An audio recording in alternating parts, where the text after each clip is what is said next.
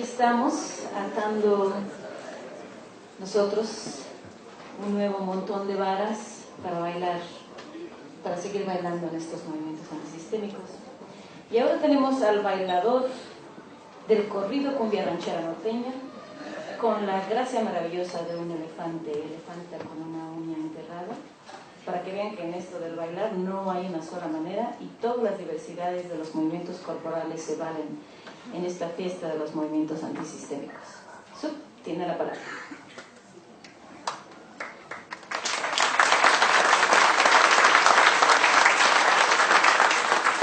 Buenas noches. Hace unos minutos supimos de la muerte de un compañero, Fernando Michel. Un poco antes me habían entregado una pipa que él y Lourdes me mandaron, tal vez notando que las que aún tengo están rotas y maltratadas. No acostumbro quedar con los regalos personales, pero en este caso la usaré para saludar con el humo y a la distancia a don Fernando, a su arte, a su lucha y sobre todo a su estar cerca nuestro, al lado de nosotros. Ni el centro ni la periferia, parte 3. Tocar el verde, el calendario y la geografía de la destrucción.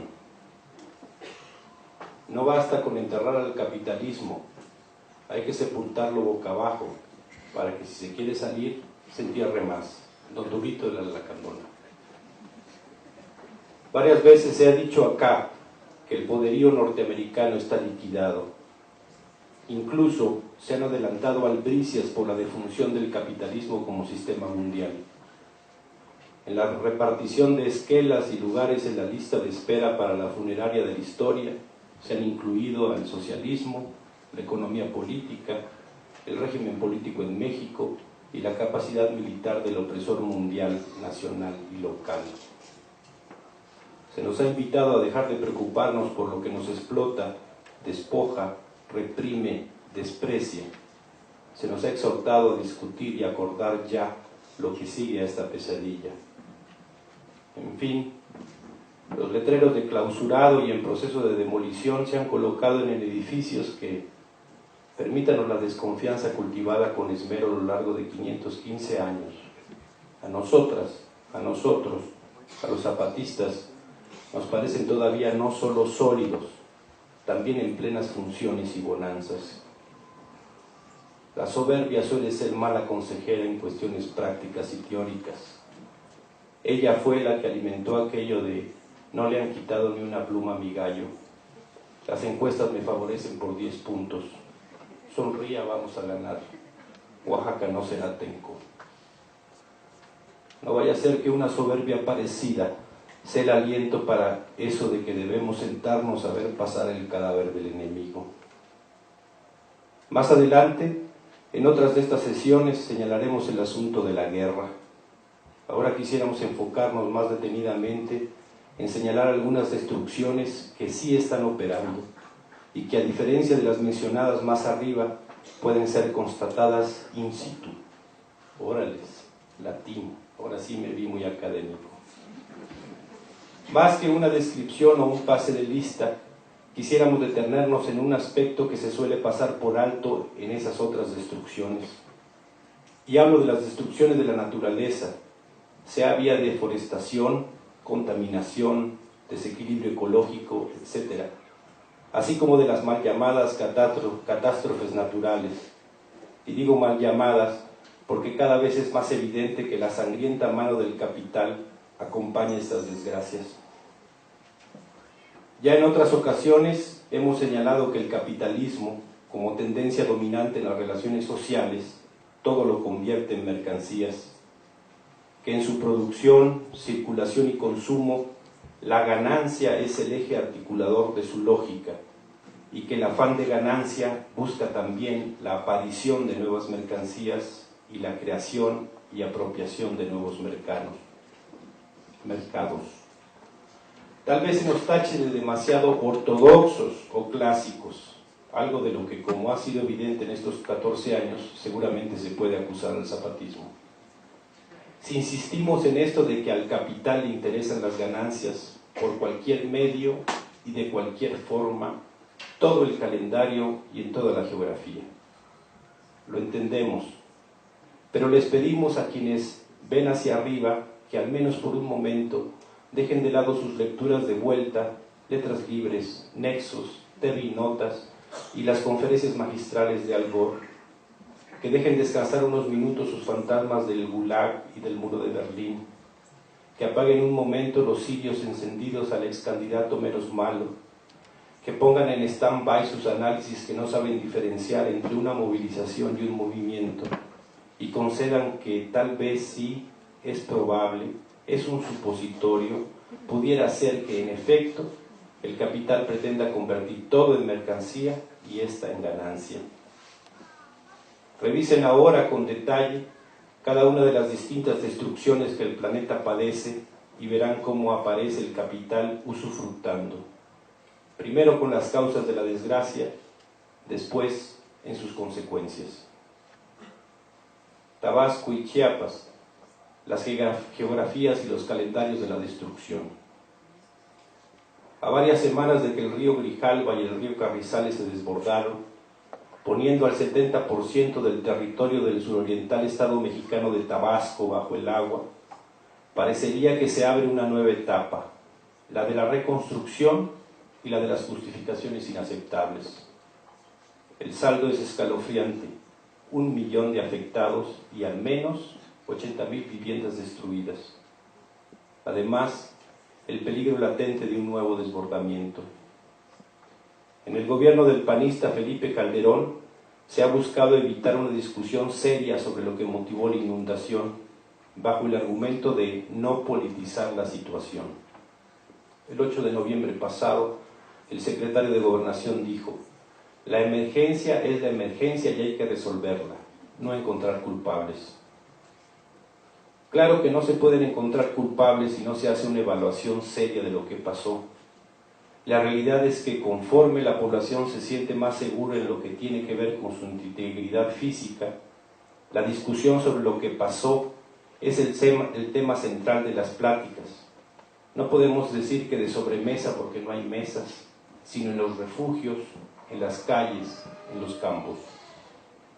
De la misma manera, en las esferas de las diversas corrientes políticas del país, el tema comenzaba a manifestarse, no siempre de manera desinteresada.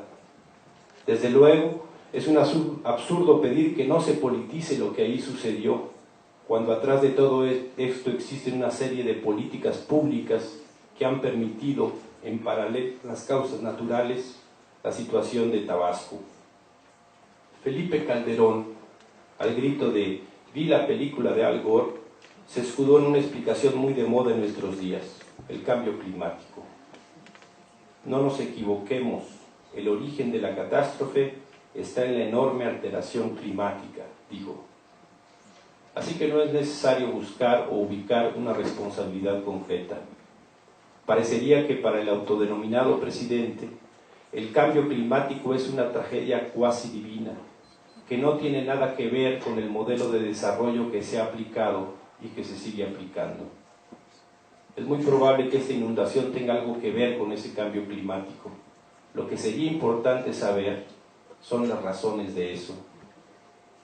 Cecilia Vargas, periodista de La Verdad del Sureste, nos dice: una de las causas de la inundación es la venta de tierras y la construcción de casas y almacenes comerciales en zonas pantanosas que tienen que ser rellenadas, tapando así los vasos reguladores de la ciudad e impidiendo la circulación y absorción del agua. En zonas rellenadas se construyeron centros comerciales como Walmart, Sams, Chedraui, Fábricas de Francia y Cinépolis. ¿Les suenan los nombres? Construidos durante los gobiernos de Roberto Madrazo y Manuel Andrade, o como señalan los habitantes indígenas de la zona Chontal. Dicen los abuelitos que antes llovía más o igual, pero no se inundaba. ¿Por qué ahora sí? Dicen que es por las construcciones que están haciendo y que tapan los caminos del agua. Posteriormente, el señor Calderón responsabilizó, en el colmo de la estupidez, a la luna por las tremendas mareas que provocó.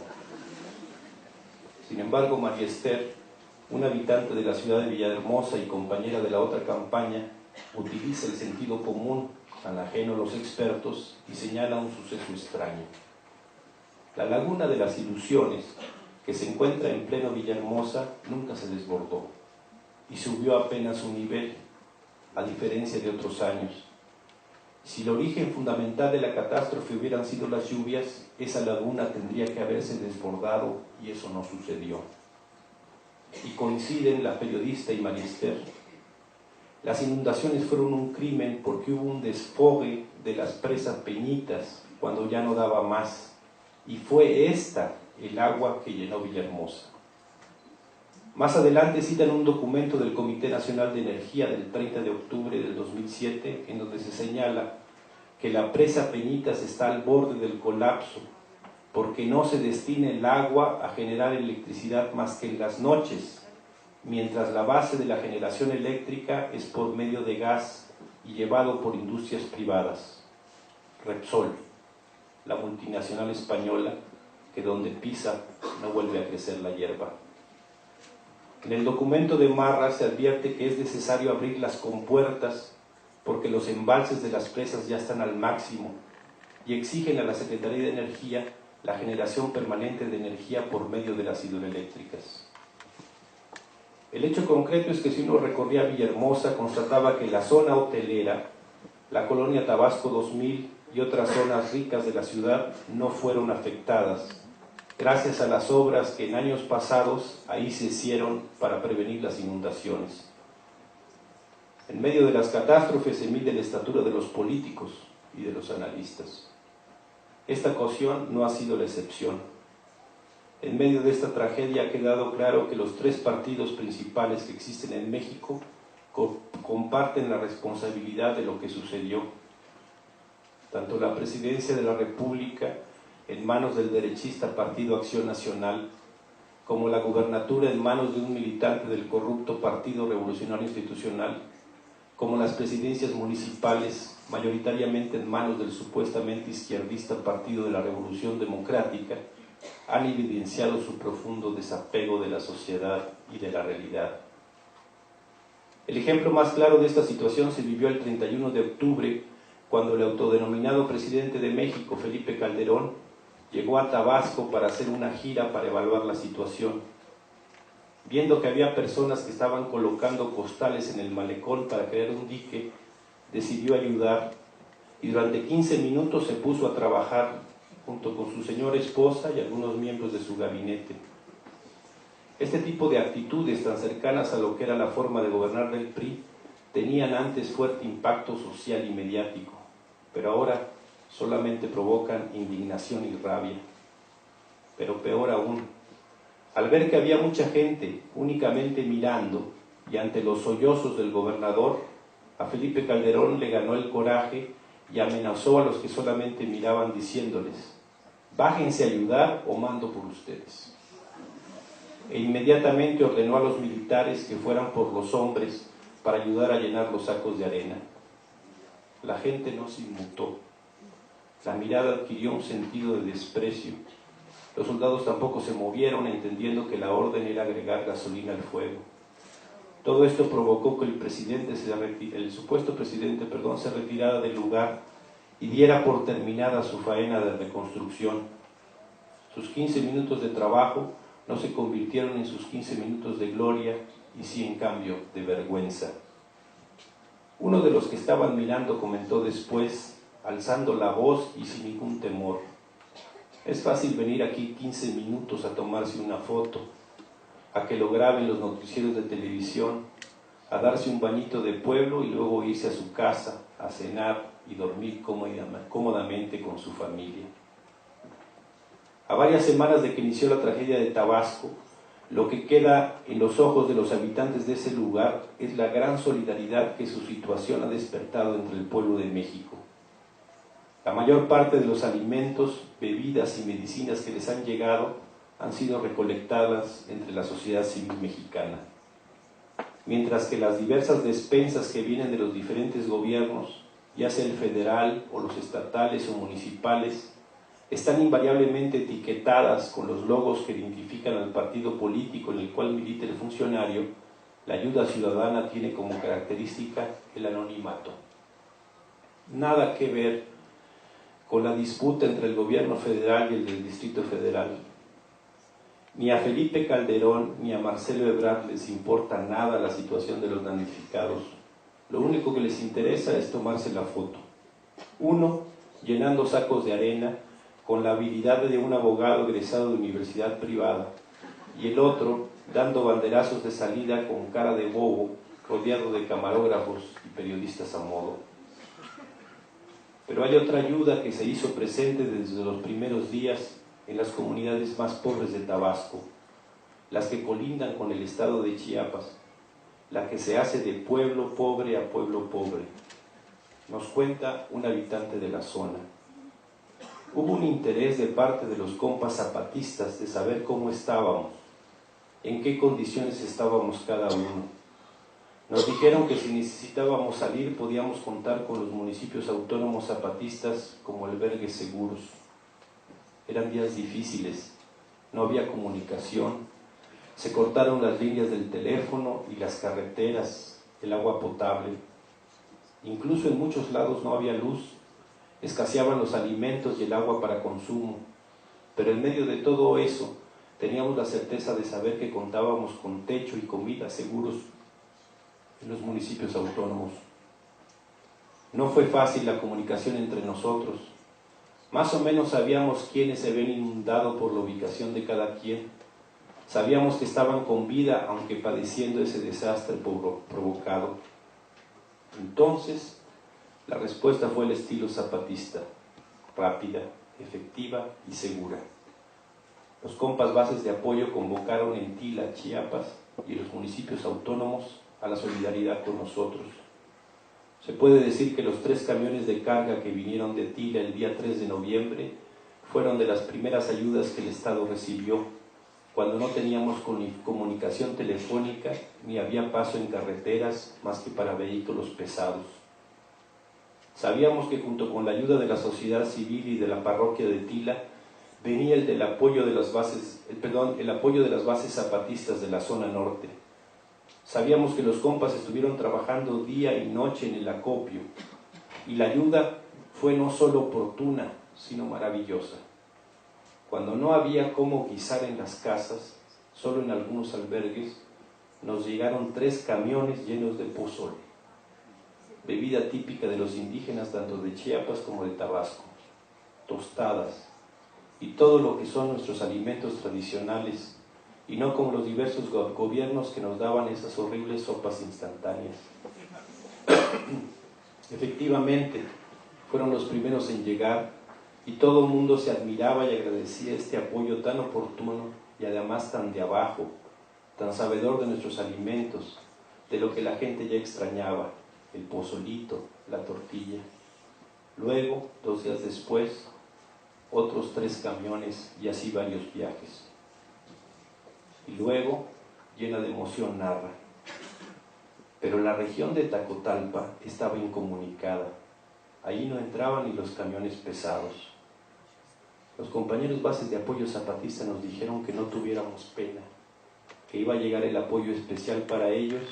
Fue así como, en medio de la serranía de Tacotalpa, ante la mirada asombrada de los poblados vecinos, se vio bajar de la montaña una fila larga de más de 50 hombres, 30 mujeres y muchos niños, bases de apoyo zapatistas, quienes en 2 días diferentes bajaron, cargando en sus hombros por varias horas sacos con maíz, frijol, tostadas, pozol, pinol, azúcar, naranjas, mandarinas, limones, calabazas, yucas, macal, agua embotellada, hervida de los arroyos de la montaña para los y las compas tabasqueñas.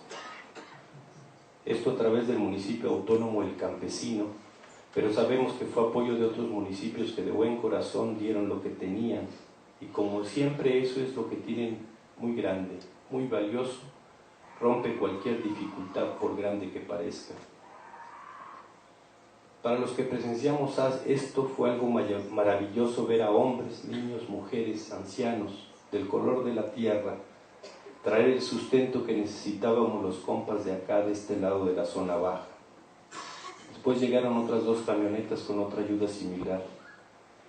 Pero no solo venían a dar la ayuda, también venían a escuchar nuestro dolor, que dijéramos qué era lo que estaba pasando, cómo estábamos, qué es lo que realmente provocó todo esto, cómo es que se está viviendo abajo esta tragedia, que sacáramos nuestro dolor para comenzar a curarlo. No hay palabras con las cuales podamos agradecer a todas y todos y cada uno de los compañeros bases de apoyo zapatista que con buen corazón y con verdadero humanismo nos comparten su pan, su agua y su lucha por construir un mundo donde quepan muchos mundos. Desde luego, nada de esto apareció en los grandes medios de comunicación mexicanos. Además de las pistas de hielo, lo que insistentemente se nos dijo en ellos es que toda la clase política se acusaba entre sí de lucrar con la tragedia. Así, por ejemplo, el secretario del Trabajo se confrontó con el jefe de gobierno de la Ciudad de México. El primero llamó ruin al segundo y este le respondió llamándole porro. Lo peculiar es que ambos tenían razón. Aquí tienen ustedes una diferencia fundamental e irreconciliable entre los que buscamos nosotros, nosotras, en el movimiento que todavía se llama La Otra Campaña, y los que se aglutinan en torno al López Obradorismo. Ellos quieren un mundo con pistas de hielo, playas artificiales, segundos pisos y el glamour del primer mundo. Nosotros, queremos un mundo como ese que bajó de la montaña zapatista para ayudar al necesitado, es decir, otro mundo. Algo de geografía y calendarios básicos. Hay en el Caribe, tendida al sol y cual verde caimán, una alargada isla. Cuba se llama el territorio y cubano el pueblo que ahí vive y lucha. Su historia, como la de todos los pueblos de América, es una larga trenza de dolor y dignidad. Pero hay algo que hace que ese suelo brille. Se dice, no sin verdad, que es el primer territorio libre de América. Durante casi medio siglo, ese pueblo ha sostenido un desafío descomunal, el de construirse un destino propio como nación. Socialismo ha llamado a este pueblo a su camino y motor. Existe, es real, se puede medir en estadísticas, puntos porcentuales, índices de vida, acceso a la salud, a la educación, a la vivienda, a la alimentación, desarrollo científico y tecnológico. Es decir, se puede ver, oír, oler, gustar, tocar, pensar, sentir. Su impertinente rebeldía le ha costado sufrir el bloqueo económico, las invasiones militares, los sabotajes industriales y climáticos, los intentos de asesinato contra sus líderes, las calumnias, las mentiras y la más gigantesca campaña mediática del desprestigio. Todos estos ataques han provenido de un centro, el poder norteamericano. La resistencia de este pueblo, el cubano, no solo requiere de conocimiento y análisis, también de respeto y apoyo. Ahora que tanto se habla de defunciones, habría que recordar que ya se llevan 40 años de tratar de enterrar al Che Guevara, que a Fidel Castro lo han declarado muerto ya varias veces, que a la revolución cubana le han marcado inútilmente hasta ahora decenas de calendarios de extinción, que en las geografías que se trazan en las estrategias actuales del capitalismo salvaje, Cuba no aparece por más que se empeñen.